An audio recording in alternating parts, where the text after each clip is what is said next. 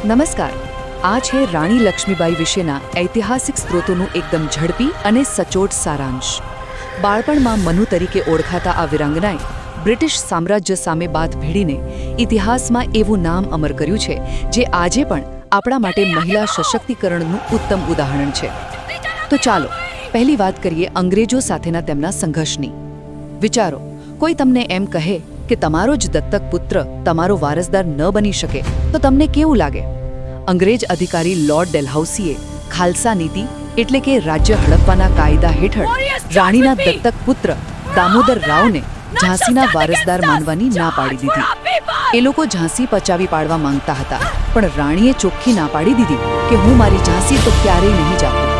બીજું, 1857ની ક્રાંતિ અને તેમની અનોખી સેના. તમને જાણીને નવાઈ લાગશે કે રાણીએ અંગ્રેજોને હંફાવવા 14,000 સૈનિકોની એક જંગી ફૌજ ઊભી કરી દીધી હતી. અને હા, તેમણે સ્થાનિક મહિલાઓને પણ તલવારબાજીની ખાસ તાલીમ આપી હતી. આ જ સેનામાં ઝલકારીબાઈ નામની એક અત્યંત બહાદુર મહિલા હતી, જેનો દેખાવ હુબહુ રાણી જેવો જ હતો.